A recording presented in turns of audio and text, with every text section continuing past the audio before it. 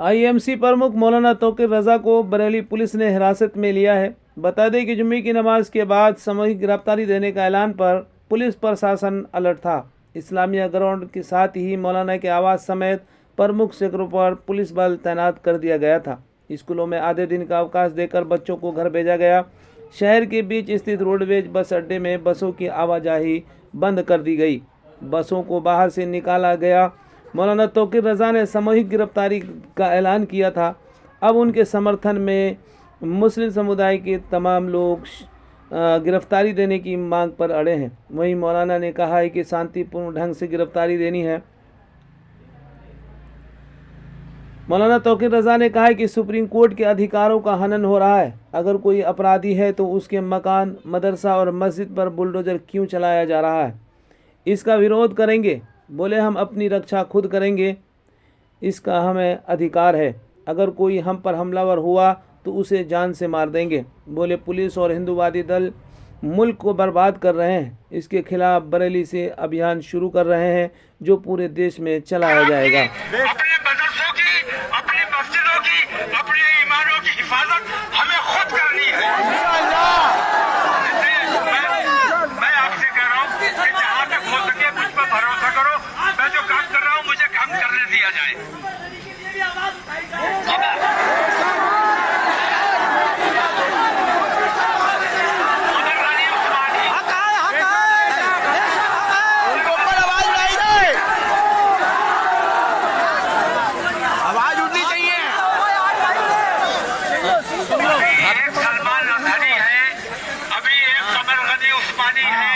ऐसे कितने उलमा इनकी लिस्ट में हैं, मैं भी इनकी लिस्ट में हूँ। और ये समझ लेना एक के बाद एक सबके साथ यही जुल्म होना है। अगर हम अपने इतिहास को पेश करेंगे तो इंशाअल्लाह इनकी हिम्मत हो गया। बुलडोजर तुम हमारे घर पे चला दोगे, हम अंधे और बहरे बने बैठे रहेंगे। अब किसी बुलडोजर को बर्दाश्त नहीं किया जाएगा। सुप्रीम कोर्ट अगर संज्ञान नहीं ले रहा है तो हम अपनी हिफाजत खुद करेंगे। हमें कानूनी अधिकार है, अगर हमारे ऊपर कोई हमलावर होता है तो हम उसको जान से मार दें।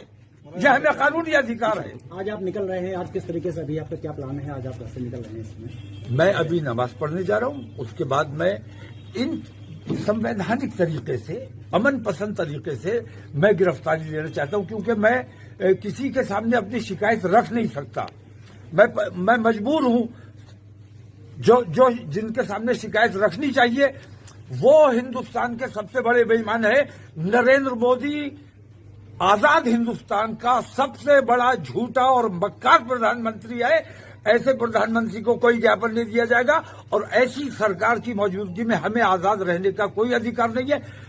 तमाम मुसलमान, हिंदुस्तान भर के मुसलमान इंशाल्लाह गिरफ्तारी देंगे। प्रशासन का कहना है कि सामने में आपको कैसे दिया जाएगा? यूनिफॉर्म सिविल कोड को लेकर क्या कहेंगे? जो यूनिफॉर्म सिविल कोड लागू है भारतीय जनता पार्टी के दौर से नहीं, इससे पहले से मुस्लिम पर्सनल लॉ जब मौजूद है कोर्ट में, एक कानून मौजूद है। इसके बावजूद हमारे जितने मसाइल कोर्ट में जाते हैं वो यूसीसी के तहत तय होते हैं, पर्सनल लॉ के तहत तय नहीं होते हैं। और फिर यूनिफॉर्म सिविल कोड रहा कहाँ जब आपने उसमें से कुछ को मुस्तस्ना कर दिया, कुछ को छोड़ दिया? इसका मतलब यूनिफॉर्म नहीं रहा।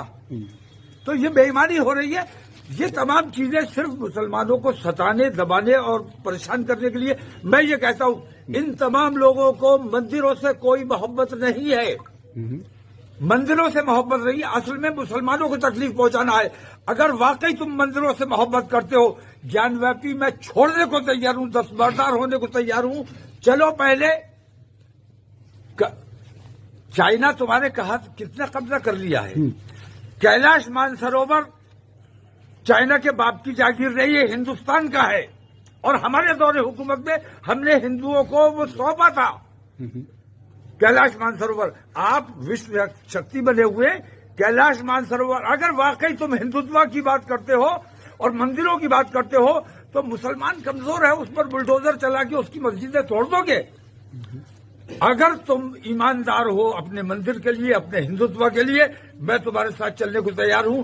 चाइना से पहले कैलाश मानसरोवर को आजाद कराइए, मैं ज्ञानव्यापी से दस्तबरदार होने को तैयार अच्छा हूं। मोहन साहब क्या कहेंगे मुख्यमंत्री योगी आदित्यनाथ मुसलमानों को मत दबाओ, मुसलमानों से दुश्मनी मत करो, मुसलमानों से जो दुश्मनी कर रहा मुख्यमंत्री योगी है आदित्यनाथ ने वो देशद्रोही है, वो सब बेईमान है, मुख्यमंत्री योगी सारे के सारे बेईमान है। मौलाना तौकीर रजा को हिरासत में ले जाते हुए उत्तर प्रदेश के बरेली शरीफ के ज़िले की पुलिस और पूरी तरह से प्रशासन वहां मुस्तैदी से लगा रहा। जुम्मे की नमाज के बाद से ही वहां लोगों का इकट्ठा होना और नारेबाजी शुरू हो गई थी और जो कुछ पत्थरबाजी वगैरह के भी कुछ वीडियो सामने आए जिसमें 4-5 लोग जो है वो घायल हुए हैं। पुलिस ने जमकर लाठियां चलाई। इसके बाद की तमाम तस्वीरें और वहाँ के जो ज़िले के जो अधिकारी हैं वो क्या कह रहे हैं सुन लीजिए। अभी पथराव हुआ है, कुछ मारपीट भी की गई है, क्या मामला पुलिस क्या कर रही है? सभी कार्यक्रम शांतिपूर्ण तरीके से सफल हो चुका था और कुछ लोग अभी लौट रहे थे। उस वक्त कुछ अराजक तत्वों के और जो लौट रहे थे 2-3 लड़के, उनके बीच में कोई झगड़ा हुआ है और उसको लेकर के मारपीट हुई थी। उसमें पुलिस ने तत्काल मौके पर पहुंचकर स्थिति को संभाला है। वहाँ पे फोर्स तैनात कर दिया गया है और जो लोगों ने भी ये खुरापात की है उनके खिलाफ कार्रवाई की जा रही है। मुकदमा लिख के वैधानिक कार्रवाई कराई जा रही है। फोर्स तैनात है, अभी स्थिति नियंत्रण में है, मौके पे फोर्स मौजूद है और सभी जगह पे अपनी गश्त करते हैं। सर बरेली की जनता से किस तरह की अपील करेंगे सर? सभी लोगों से हम यही अपील करेंगे कि किसी तरीके की अफवाह पर विश्वास मत करिए और अगर जिसने भी खुरापात की है, जो अराजक तत्व है, उनके खिलाफ सख्ती से कार्रवाई की जाएगी।